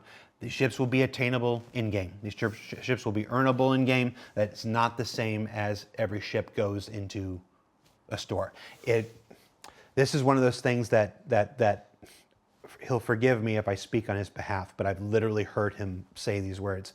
It's like the idea that you go into a Hertz rent-a-car and rent a Nimitz-class aircraft carrier, like it just makes the brain itch. It's like there should be other ways. That's where crafting comes in.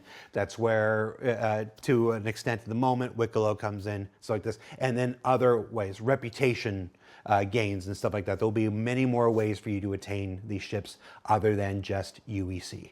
It's just, frankly, boring and not particularly interesting, which are, I guess, is the same thing, and just not diegetic with the universe that we're building to put every single thing into a UEC shop. The idea that you go to New Deal and pick up an Idris is kind of silly. So, finding other ways, but they will all be attainable in game, one way or another, or in multiple ways. Can we please get a general quarters alarm on multi-crew ships? Gosh, we were talking on that show that I had Simon and Phil on earlier. They committed to doing that on that ship. And if I'm misremembering that and they didn't, I'm going to say they did right now. But yes, again, it's one of those things. There's not a human being here that doesn't want it. Who doesn't want that red alert moment? You need it. You need that red alert moment. All hands, the battle station, stuff like this. We just want it. Will ballistic weapons have different types of ammunition? For example, high velocity, explosive, incendiary. That's still the plan as far as I'm aware. Again, that's not really a vehicle thing. That's just that's a game-wide ammo types question for the game and system designers. I've heard talks of explosive rounds quite a few times. Are you ever going to make turrets actually decent? Yes. Or should we just all bring light fighters? Yeah, there's that. That's the work of. You'll be enriched. Rich's team or whatever. They've done several passes and making improvements of them over the years. They have gotten better, but I don't think anybody's going to sit here and tell you they're where everybody wants it to be. So I do quite like the idea of little fighters as turrets that you can eject off. And You keep bringing that up. I know. What? Mark keeps shutting me down. What? He wants ships as turrets that detach and fly off. I'll fly around, shoot things and come back. Like detachable Ships. turret pods? Yeah. That just fly In around? the back, you fly around, blow some stuff up, come back, land. Mark keeps shutting me down. He's the reason of good. I'll accept that reason. I will, if people don't like that one, I will bear that cross. You know, it makes sense.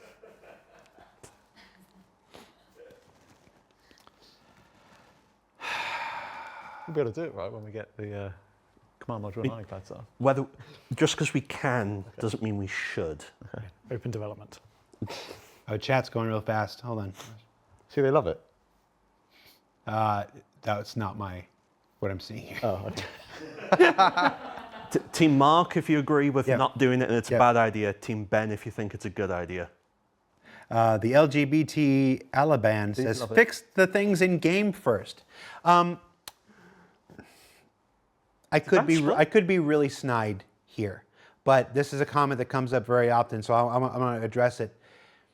There are nearly 1,000 people who work for CIG between Star Citizen and Squadron 42, and the people who worked on the 30K errors and whatnot are not the same people that build the Argo Mole and stuff like this. It's not a question of fix this first before you do that. It is with hundreds and hundreds of people on dozens and dozens of teams, all with different focuses, all with different aptitudes, stuff like this. It's possible to do these things over here, not at the expense of these things over here. And in fact, allowing these people to do these things are how these people get to focus and how these people get to bury their head, in their work and just hit on it. There has been a freight elevator strike team going since just before, was it Race for Stanton? Was that one? And they have not stopped. There's been a little strike team, and I'm privileged to be in that chat, and I get to see them every single day. They have not stopped one day since Race for Stanton dropped, working and fixing freight elevator stuff and all the various edge cases and on hardening that system. And they get to do that because we have other teams, content teams, working to put other things in the game to keep engagement going, to keep the game, alive and thriving while they keep their heads down and focus on that. So it is not ever a question of fix this before you do that. We're doing both. We're doing both with 2 different teams, 3 different teams, 5 different teams, 10 different teams, and things will be done in their time, which is not always the super delightful answer. I mean, kind of sucks to be told it's not tomorrow. Not as bad as John's nerf to the Hull D and Hull E cargo. That's just trash. But but no, it's just I want to take that opportunity just to smash it because I see that, and it's a totally normal thing to think that you can't do this. You should do this before you do this, but that's just not the way game development works. All right, we're wrapping up here. I'm going to do one last question. That's really a series of questions. Let's see how much I can get away with. We've said a lot about this next year's ships. So we've talked about the Aurora Gold Standard, and we revealed that an Aurora Mark II is going to come. What else did we confirm? Oh, that's a danger. Not fall into that trap. Yeah, I'm getting confused. Raylan. Raylan is coming. Raylan is coming next year. Parasite module. Command module, which implies Okay, ironclads. well, no, because you said the command module will come alongside the ironclad. Yeah. And so if you just said the command module is going to come next year. No, we didn't say it was coming next year. We just said what have we confirmed. But John just said, Oh, I just said it. you just said the command module. I'll go say everything. Lamps are coming to the game. This is what happens when we don't do a show in a while. I forget how these things work.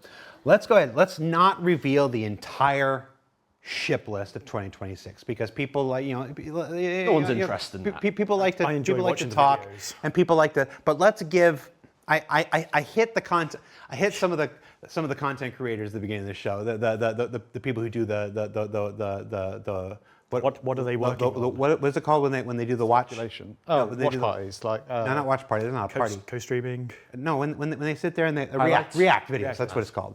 That's what it's called. Let's give people. Let's give them something to react to that they can feed the beast, because they do wonderful service for our project and get the game out and stuff like this. Let's reveal the manufacturers of every ship in 2026. Because we know what the schedule I is. hope someone's got the list. Let's reveal the Releasing or working on? releasing. Two different. Just the manufacturers of the releasing ships in 2026. Drake. Yep. Aegis. RSI. Aegis. Yep. Did you say RSI? Yep. RSI. Anvil. Yes. Misk. Yes. A Misk ship. Oh, Kruger. Kruger Yep. is getting another ship. What else we got? Grays. Grays is getting another ship. Origin. Origin is back. Origin is back with another ship next year. Gatak. Gatak has another ship next year. Oh. Your favorite color? Oh, Argo. No, he means Grey Cat. And Grey Cat. And Grey Cat. Grey Cat's getting a vehicle next year. So those are the. I'm pretty confident those are the. I'm trying to rack my brain. These questions hurt me. Yeah. So those are the manufacturers who are releasing new ships in 2026, and immediately people are like, oh, Consolidated Outland, forgot again. No Crusader, boo. Oh, there's no We're not Crusader. doing Why do you hate Crusader, I don't Crusader, think. Ben? I love Crusader. Yeah, those are just the ones we're releasing on. Those are just really not the ones that are being worked on. There are other manufacturers being worked on. Yep. Imply from that what you wish. Reveal the new. Let's just push our luck. You reveal that there's going to be another Kruger ship. This is not another Wolf variant. You want to. Let's give him the name. Let's give him the name. And let him speculate. I'm suddenly panicking that this is it's Stingray. Yep. Yeah. Okay. Good. Sorry, I was just making sure it wasn't a working title because we have some quite interesting working titles. Yeah, we do. No. So the Stingray will be the name of the next Kruger ship some point next year, and people can guess. People can speculate about what that is, and then let's end on a high note. This is IAE. We're about to go into the finale. The finale where I think all the ships come back and whatnot. The big ship for IAE this year was the Perseus. I mean, it was always like a big ship. The big ship for Fleet Week this year was the Idris. What was the big ship for IAE last year? Polaris. Polaris. Oh, the big ship for IAE last year is the Polaris. Go ahead. Let's let John do this. I was going to say, I'm backing out of this Let's go to conversation John's right now. camera. We can't get told Let's off. go if John ahead does and it. tell people what the big ship for IAE is next year. The big ship planned for next IE is the RSI Galaxy. There you go. There you go. Just like we said, we were going to do the RSI ships in a series. Still sticking to that. So. And there is, from some of those manufacturers, there's multiple ships coming, not just. Oh yeah. That's not. We listed like. I saw some people asking about certain ships. No, we listed like 11 manufacturers. That's not only 11 ships. We did 27 ships this year. Yep. I don't know how many ships. I can't remember off the top of my head how many ships next year, but it's close, if not About the same. Yeah. about the same. So some of those manufacturers have multiple. Some big, some small. Yep. But yeah. But all right. So yeah, that's been 2026. Star Citizen Live. Lots of ship talk. I hope you enjoyed it. Hope you had some laughs. We had some good news. We had some bad news, but all throughout it, we had some real news. And as always, I'm eternally appreciative to John and Ben and Mark, who are willing to come on here and speak candidly about this stuff. Sometimes a little too candidly about the 2026 schedule, but it's all right. Open development. Don't choke, Jared. We kind of need you, mate. Just as we went for the bite. No. Anyway, thanks for watching. Remember that Twitch drops are going on right now. Star Citizen's first Twitch drops are on Twitch. I don't know if we had them set up for our stream or not. Other people handle that stuff. But if they didn't watch, if you didn't earn them watching our stream, there's dozens and dozens and dozens and dozens of Star Citizen streamers out there. You can watch them and earn a pretty cool set of light armor that matches with a set of medium armor and some heavy armor. And honestly, it matches with like the concierge armor we did, whatnot. So you collect them all and you can mix and match certain parts and whatnot. Personally, I like the helmet from the concierge armor on the heavy version of this armor. I really like the heavy version of the armor. I don't like the helmet. It's just not for me. But I like to mix and match personally. So Twitch drops going on. If you didn't get them watching this show, you can watch any one of our tremendous Star Citizen content creators on Twitch right now and earn those. So do that. Next week, part of my red vine fell off. Our red vine's heads are falling off. What was I saying? Next week, ISC comes back with a special dedicated to engineering. We're calling it Talking with Torsten. Because as evidenced by the naming of this episode, I've given up. I just dropped my... Happy Thanksgiving, everybody. Thank you for watching. Thank you, as always, for continuing to support Star Citizen as we're closing out our 13th year, moving into our 14th year. I think those numbers are correct. And yeah, I won't see you live again before the end of this year. But when I see you live again, it'll be a brand new year, and we'll be off and seeing what 2026 has to reveal about Star Citizen and its continuing development. So I'm Jared. That was John. That was Ben. That was Mark. These are Red Vine's Crazy Delicious Thanksgiving treat. See you later. Take care. Remember to spay and neuter your pets. It's Bob Barker from Price is Right. No. You old heads, you know what I'm talking about. Bye, everybody.